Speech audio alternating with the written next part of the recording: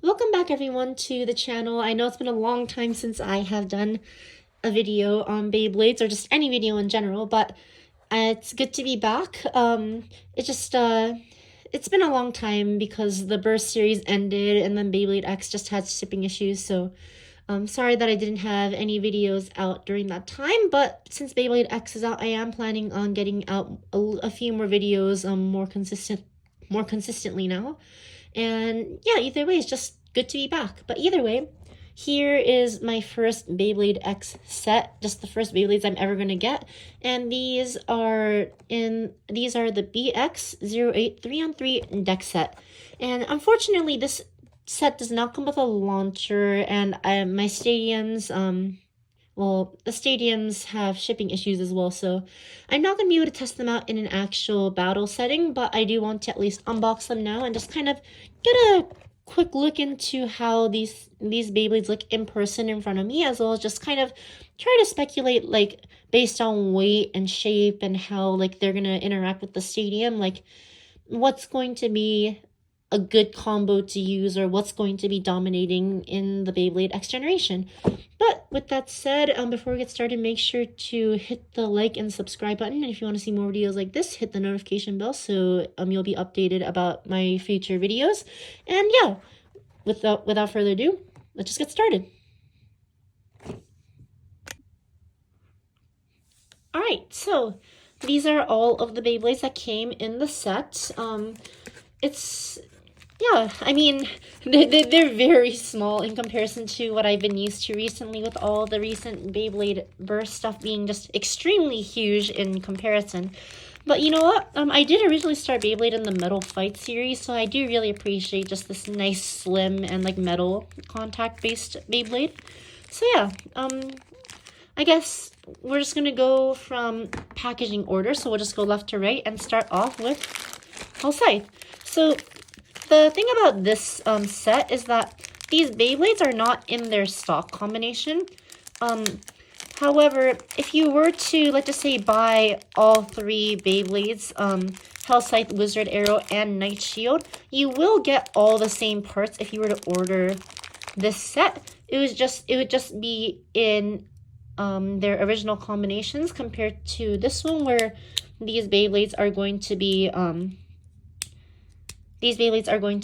in combinations with each other's parts. So in this case, here we are with Scythe. And I don't know what other people think about these Beyblades at the current moment, but at the very least, I personally really like these designs.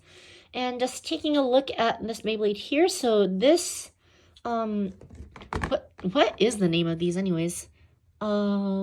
So okay, so it's the blade, ratchet, and bit.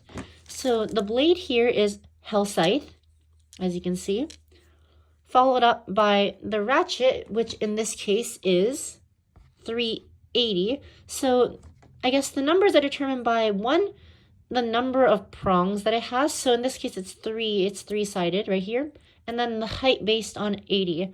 I'm not sure if that's based on like proportion to like certain, like maybe like proportion to centimeters or millimeters. I'm not fully sure what the height system is on these Beyblades quite yet. But either way, the last part is this should be ball. Yeah, this is the ball bit, and this is I'm pretty sure a stamina bit, which is a little bit confusing if you have done if you've been playing Beyblade Burst up until now, but I think I'll try to justify and explain the reasoning for having a ball shape as a stamina bit this time. But either way, so when you're assembling Beyblade X, you see this part right here matches up with this part of the ratchet. So you put these in here, and then from there, I'm not sure if it's going to be different for left spin bays, but for right spin bays, you turn the ratchet left until it fits really nice and snug here. And then you take the bit, and I think you combine this part, the prong, with, no, maybe,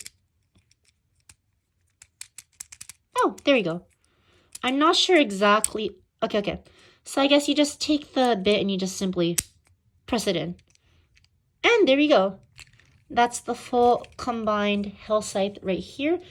And personally speaking, it is a bit tall. I'm going to need to get used to looking at something like this. But in all honesty, I really do like how it looks. So we're just going to turn this on and just see what these weights are. Hell scythe is at 32.86. The ratchet is at 6.88. And the bit is at 2.09, fell off. So as a whole, that puts hell scythe, or my version of hell scythe, at a total of 41.77. So there we go. Now moving on to the next Beyblade, we have Wizard Arrow right here. For a second I thought I grabbed the wrong one because the original Shield Knight is green. So I assumed that I grabbed Shield Knight initially, but I keep forgetting that this is the recolor. So I'm just going to finish that, and out comes the bit. So this time we have the blade in Wizard Arrow, probably one of the best looking ones in my opinion in terms of design. Not sure about how performance will go, but yep. We have the ratchet here, which is 460 in comparison to the 80 from Hell Scythe. So let's just take this right here and see. As you can see, this right here, the bottom part of the ratchet is slightly longer than for a 60. So that's just going to contribute to height difference in these Beyblades, which I think will be significant. Taking into account the taking into account that with these Beyblades, they're very tall to begin with. So I think having that slight difference in height really will impact it because of their high center of gravity. And then finally we have the bit needle, which this time is actually a pointed tip, which is defense, from what I understand. So yeah, this time we're gonna put this together. And as you can see, we have Wizard Arrow 460N for needle. Taking these parts for their weight real quickly.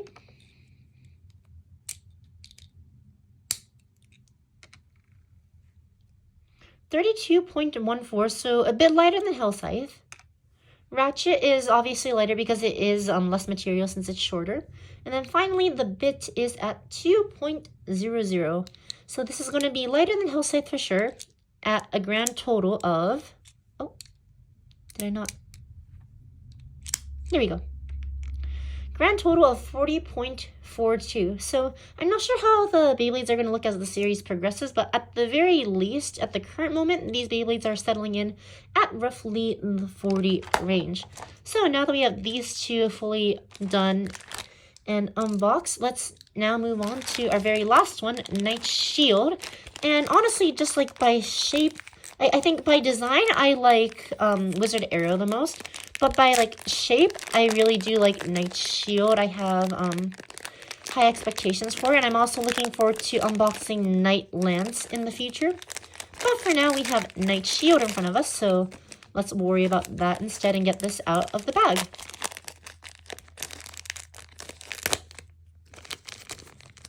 Alright, and finally we have our bit. Alright, so this time we have Knight Shield right here. Maybe it go, okay. I think it goes this way? Who knows? But either way, Knight Shield defense type blade. Obviously you can tell that it is defense based on just purely how round it is in comparison to the other two. And honestly, I really can't tell the weight difference too well at the moment, which one weighs more. But I do like how the design is based. It's more hollow on the outside, more centralized weight distribution, and hopefully that ends up being a good thing for it. But taking a look here, we have this time 480 instead of 460, so it's a little bit taller. So putting this here like that, and then finally we have taper, which I'm pretty sure is the original original bit for Hell Scythe. As you can see, it's a hollow flat. I think it's like a better constructed Zephyr from Beyblade Burst, and I'm really liking it. I'm not sure how it's gonna like perform, but you know what? I'm glad that they've gone back to this kind of tip instead of like the El Drago kind of hollow flat where it would just like kind of dent itself really easily and break and just become unusable. But that said, we have the last part right here. Snap that in, and we have our Knight Shield from this set. So taking a look at the final weight here.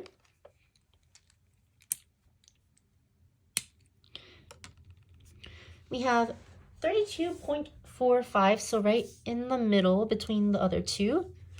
We have 7.00, so this is the heaviest for sure.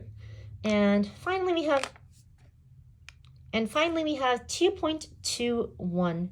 So this one altogether is finally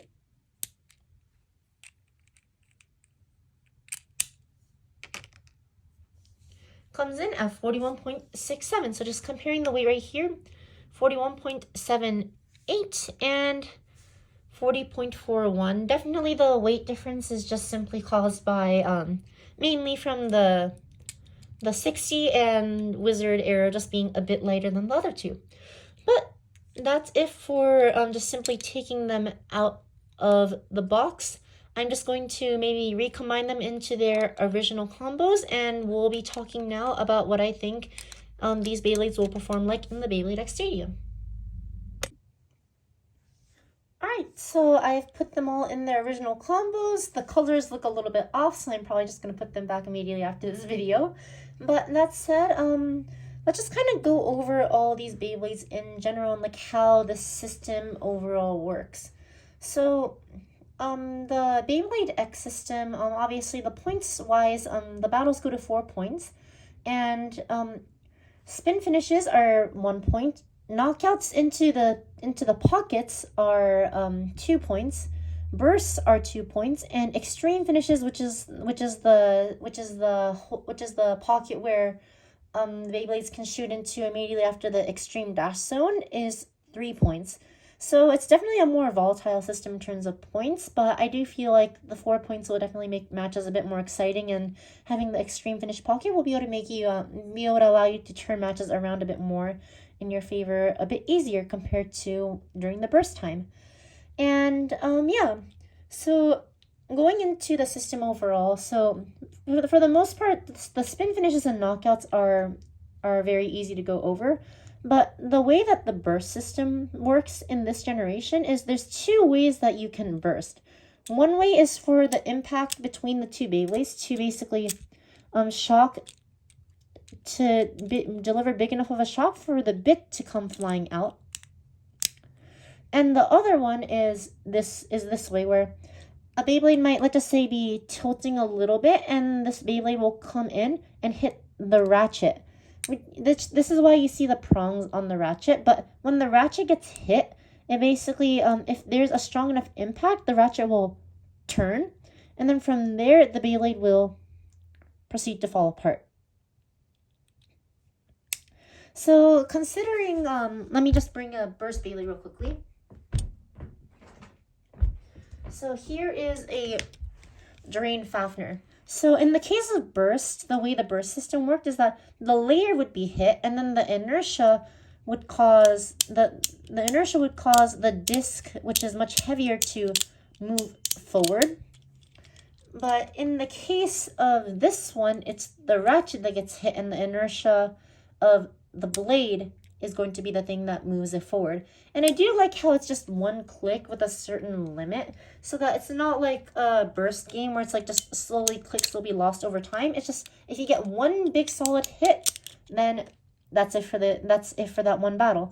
And because of the 4-point mechanism, then there's just like a lot different ways of balancing out the risk of, do you want to be stamina, do you want to be burst resistant, do you want to try to knock out your opponent, and etc. And finally, in terms of bursting, one of the biggest factors, because the ratchet is going to be the main contact point for the bursting, is the height of the Beyblade. Because in this case, let's just say that I have a 60 right here versus an 80. it's naturally going to be a little bit shorter. And if you choose something like needle, which tips over easier, then you're going to either be facing this way to get hit on the ratchet, or you might be luckily facing down towards the opponent to hit their ratchet and cause them to burst. So I'm definitely liking these new interactions that are going to be made possible. But finally, going into this, I think I should explain the reasoning for these two parts, which were originally considered stamina and defense in the burst generation, and maybe even the metal fight generation, to now be considered stamina and defense. So the idea of the new stadium, so assuming that this box here is the stadium, is that there's two extreme dash zones which your Beyblade can go on. Right now we don't have a left spinning Beyblade, so we don't know. But basically the zone will basically travel around and then end here. So it starts around and then ends right there for the Beyblade to shoot off. And the thing is that to get onto the area in the first place, you need to be having a lot of speed to get onto the rail and then start moving onto it. But the thing is, going onto the rail comes with its own risks, I would say, where you could be going into an unpredictable pattern, you could be kind of flying off into unknown directions, or just be in a not quite reliable state to, I guess, how do I say it, to stay in the stadium. And in the case of these Beyblades, having such a thin bit, or having such a pointed bit, allows a defense type Beyblade to just simply go to the center. The point of a defense type is just stay in the center and make sure that it doesn't get KO'd. And I think just having that pointed needle is what allows it to try to recover from a lot of hits and just simply return to the bottom of the stadium. In comparison, the ball tip now for stamina types is because these Beyblades are, as it stands right now, extremely tall in comparison to the other Beyblades, as well as having a much higher center of gravity. And therefore, by having a ball tip, it maintains better balance overall in order to keep spinning as long as possible. The point of the needle bit is to just stay at the center of the stadium regardless of possible wobbling and precession. Whereas this one is to just try to utilize its outward weight distribution on the blade and spin as long as possible with the balance at the bottom. Sorry, I stuttered on my words there. And then try to stay spinning as long as possible with the balance provided by the ball tip. But yeah, so that's how it is right now. I personally speaking, looking at these Beyblades right now, I can already feel like a difference in like burst resistance. Just feeling these here. So like I'm trying to turn this right here, but it's not really turning until I take the bit off. So I'm really not sure how that part works. This one I can turn without taking off the bit. When I take off the bit, it's still the same difficulty in order to burst it. And then Night Shield, it's easier to turn than Hell Scythe, and this one also doesn't really get easier to turn once the bit comes off. So I'm still not sure what exactly in here defines like how strong it is against bursting, but that's something that I'm going to need to figure out as I see more of these Beyblade X products and just kind of understand like what it takes to burst and use one of these Beyblades. But yeah, since I don't have a stadium, I can't really show any test battles, so for today, that's really all that I am going to be able to show you. I will definitely be getting a stadium and launch very soon, and I'm definitely going to try to take videos of tournaments that I will be going to in the future and just kind of give an idea of what people are using and what they think is strong and how I might possibly do. However, if people do not want to be taped, then I will not be able to show that to you guys. So if you happen to see a tournament video, that just means that I had permission to tape. But yeah, that said, that's all for my first unboxing of the Beyblade X series, and honestly, I'm really excited for what this series has to hold. I feel like it's taking a lot of the best parts from many of the generations and has put them together, and I'm just kind of looking forward to what new things they are going to do with these Beyblades. Just, yeah, one cool little bit. If you turn the bottom bit, once you've attached the Beyblade together, the the face piece actually turns along with it. But yeah, so that is all for my unboxing today with Wizard, Arrow, Hellscythe, and Knight Shield. Let me know what you think of the new X series down in the comments section down below. Do you like it? Do you hate it? How does it compare to, let's just say, Burst Metal Fight or the Plastic Generation? And yeah, that is all I have for today. Thanks for coming to watch, and I'll see you guys later.